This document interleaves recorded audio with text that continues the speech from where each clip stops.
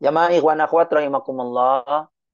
Syukur sepenuh langit dan bumi pagi hari ini kita sudah memasuki hari Jumat pertama di bulan Jumadil Ula. Mari sama-sama kita ngalap berkah dari kita hasil karya guru agung kita, salah satunya yang kita Fadhailus Syuhur. Bulan Jumadil Ula hurufnya ada 10. Tapi pagi hari ini izinkan saya untuk menyampaikan dua huruf pertama pada bulan Jumadil Ula. Bismillahirrahmanirrahim. Dalam kitab Fadhailus Syuhur pengesaba memenai huruf jim dalam bulan Jumadil Ula yaitu al-jihad. Jihad di sini kita pasti hafal dan serba tahu jihad ini perang. Perang apa yang dimaksud?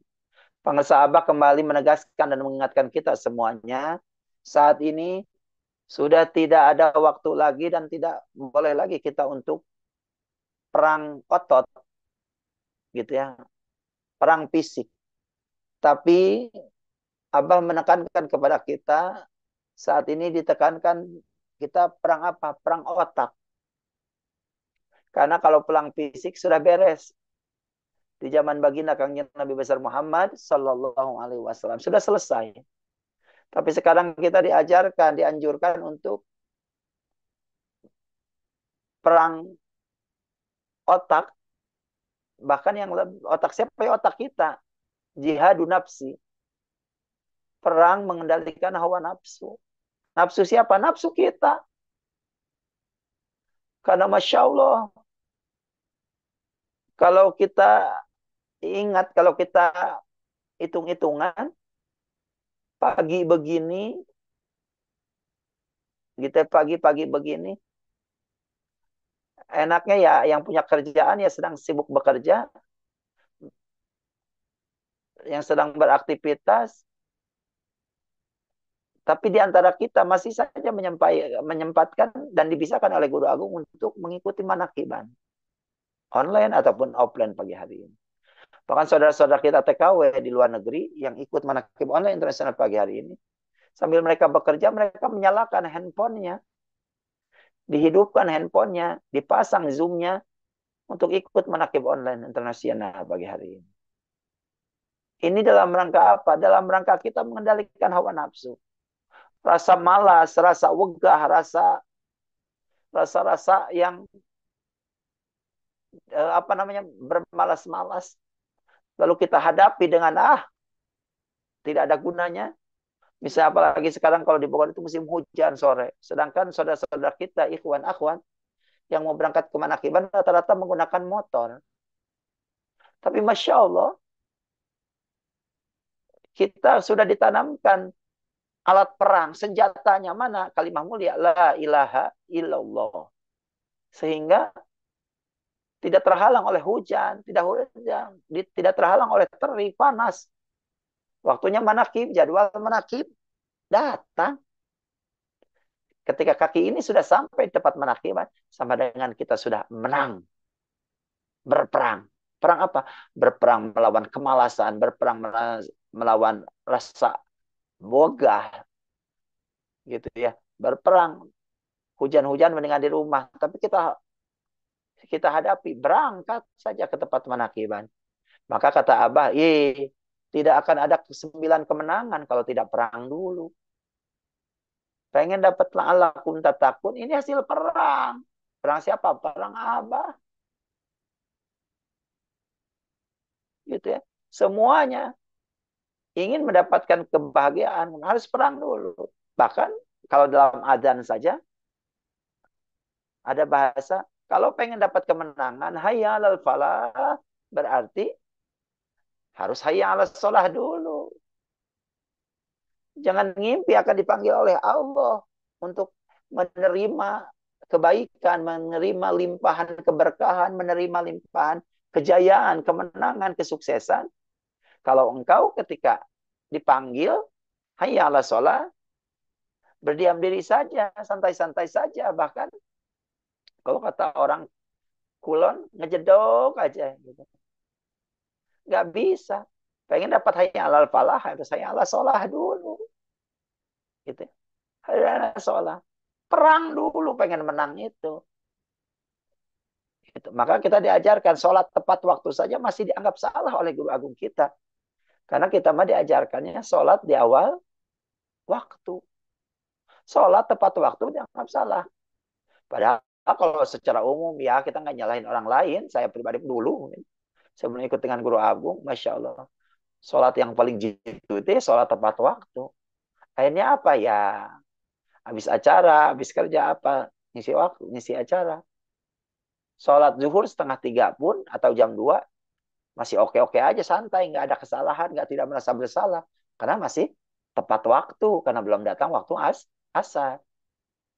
Tapi ketika sudah ikut dengan guru agung, Masya Allah, ternyata yang jadi jaminan dari Allah melalui baginda kangjeng Nabi besar Muhammad SAW, dan kita sering mendengar langsung dari lisan suci guru agung kita.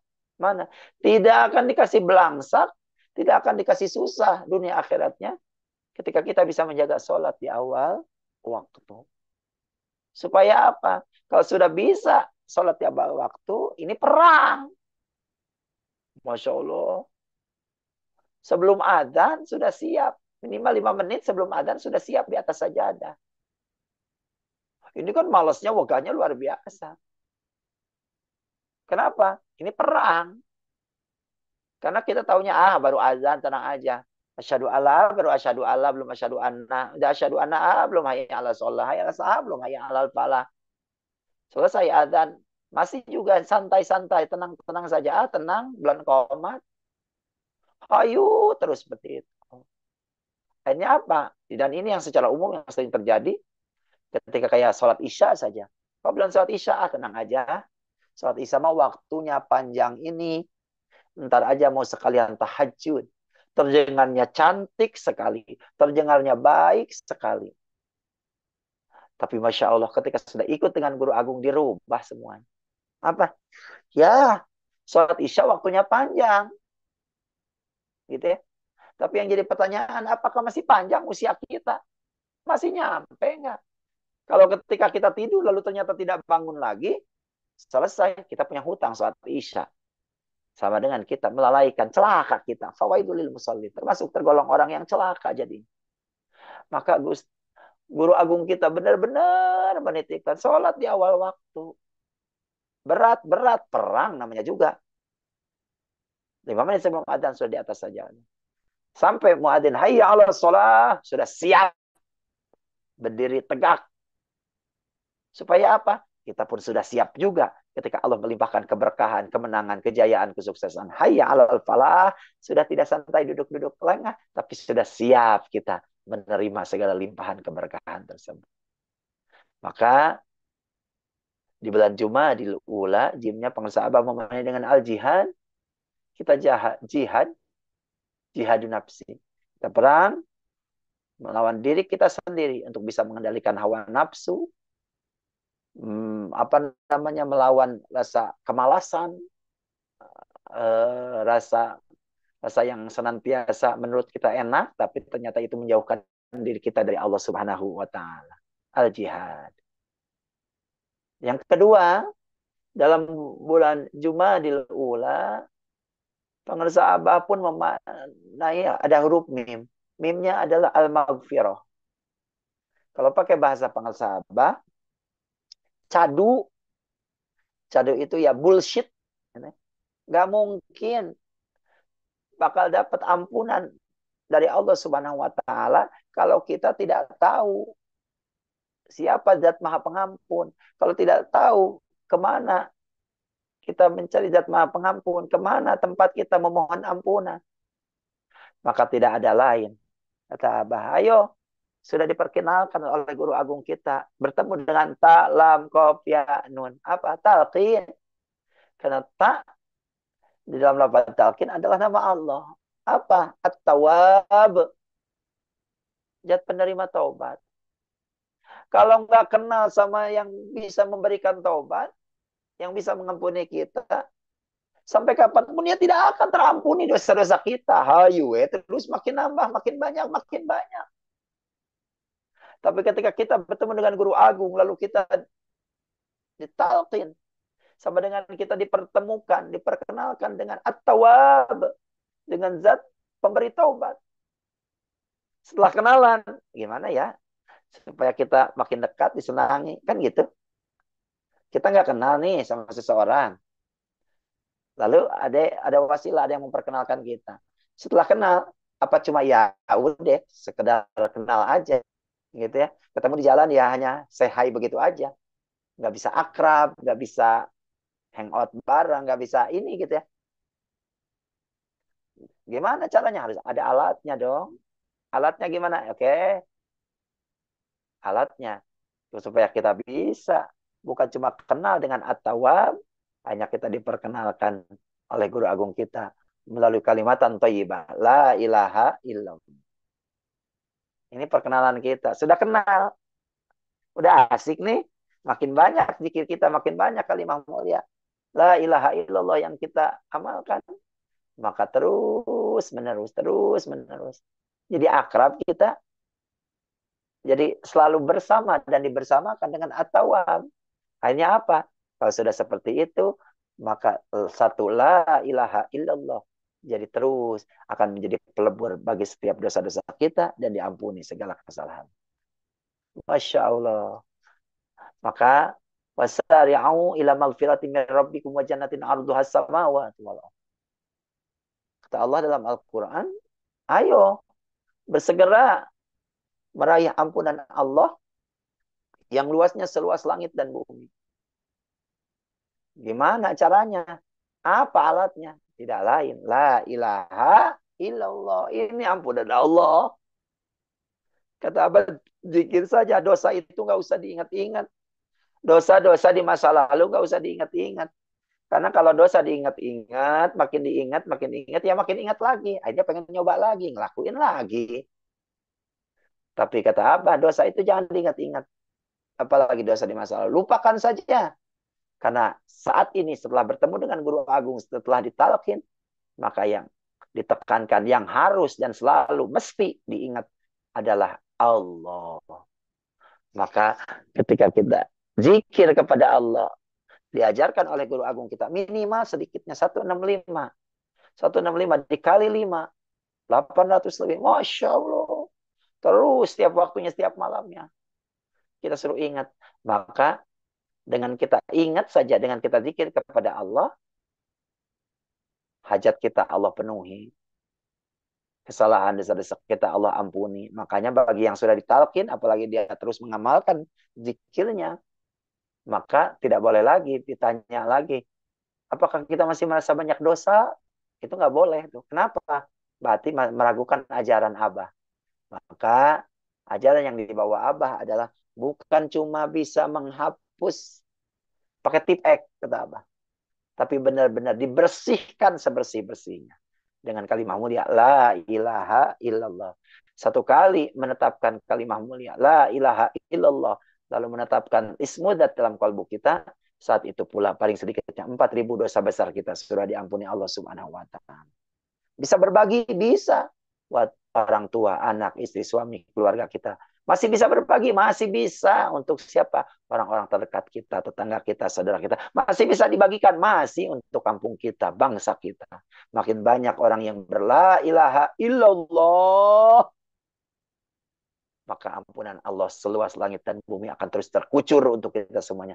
Yang akhirnya apa? Keberkahan demi keberkahan akan dilimpahkan untuk kita semuanya. Alhamdulillahilladzi faddalana ala katsirin min ibadihil mu'minin. Maka tidak ada waktu lagi untuk tidak bersyukur kepada Allah. Kita tinggal bersyukur. Cara bersyukurnya apa? Lisannya bersyukur dengan terus berzikir kepada Allah sebanyak-banyaknya. Hatinya, cara bersyukur hatinya gimana? Meyakini semua apapun yang diberikan oleh Allah untuk kita itu yang terbaik menurut Allah, dengan meyakini dan menetapkan ismudat dalam kalbu kita. Ada zikir khafi di dalamnya. Itu syukur namanya. Lalu bil arkan, syukur dengan perbuatan. Langkahkan kaki ini ke manakiban, offline, yang dekat, yang jauh, datangi saja. Niat, kalau ada pengumuman dimanapun, niat saja untuk hadir. Kalau ternyata pas waktunya belum dibisahkan, kata Abah, semuanya tetap sudah terbawa, bahkan digendong sama pemirsa Abah. Jadi jangan suka bilang jauh. Kalau ada pengumuman menakiban dimanapun, jangan bilang capek, karena tidur terus pun capek. Kita sebagai ungkapan syukur kita sampai hari ini masih dikasih sehat, langkahkan kaki ini. Lalu masih kasih sehat, aduh belum sempat juga nih, nggak bisa kemana. Sekarang ada manakib online internasional, tinggal diklik saja gitu ya, linknya, maka tidak akan terputus keberkahan sohbah kita kepada Guru Agung, karena yakin ikut dengannya akan terbawa kepadanya. Terima kasih Bunda Haya, Bunda Sari, Profesor Priyatno. Terima kasih para wakil talqin, terima kasih Pemangku Manakib, terima kasih ikhwan akhwat, para petugas semuanya. Semoga kita semua terus diistiqomahkan untuk bisa mengamankan, melestarikan ajaran dari Guru Agung kita, Bang Sahabat Awas, dimanapun, kapanpun kita berada, tambah berkah segalanya, semuanya, selamanya. Bikaromatik Bang Sahabat Awas, Al-Fatihah. A'udzubillahiminasyaitonirrajim. Bismillahirrahmanirrahim. Alhamdulillahirabbil alamin. Arrahmanirrahim. Maliki yaumiddin. Iyyaka na'budu wa iyyaka nasta'in. Ihdinas siratal mustaqim. Siratal ladzina an'amta 'alaihim ghairil maghdubi 'alaihim waladdallin. Amin. Terima kasih. Itu saja yang bisa saya sampaikan. Mudah-mudahan ada manfaatnya. Khususnya untuk saya pribadi, untuk kita semuanya. Jumat berkah, berkah untuk kita semuanya. Terima kasih. Billahi taufiq wa hidayah wa ridha wal afu minkum. Wassalamualaikum warahmatullahi wabarakatuh.